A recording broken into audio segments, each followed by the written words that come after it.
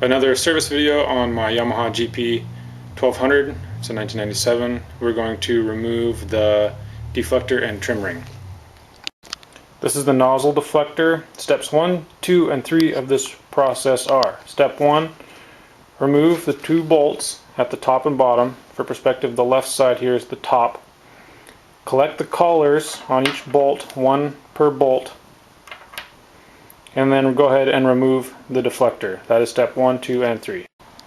Steps 4, 5, and 6 are removing the two bolts on either side of the trim ring, removing the collars, and removing the trim ring itself.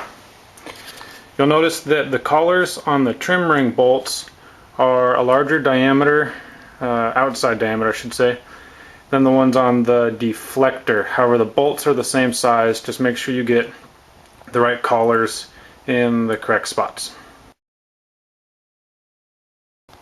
Continuing with the disassembly process, we're going to separate the nozzle, the impeller duct assembly, and the intake duct assembly. There are 6 steps to this process.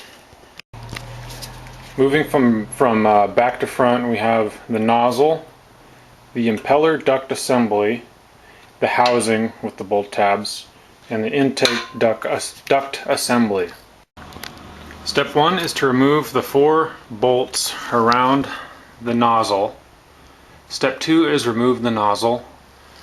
The nozzle is attached to the impeller duct assembly, this piece, with gasket maker, so you'll probably have to use some force to separate them after the bolts are removed. Those first 4 bolts you removed also hold the impeller duct assembly to the housing, and the housing to the intake duct assembly. All of these are connected with gasket maker. Note there are 2 alignment pins between each section.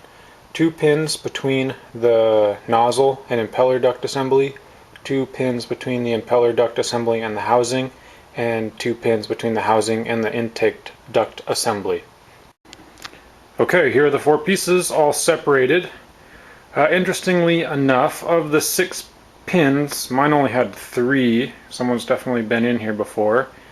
And none of the sections had any sort of gasket maker or sealant in between them. So hopefully this video will help you guys do this right and not lose stuff or forget steps.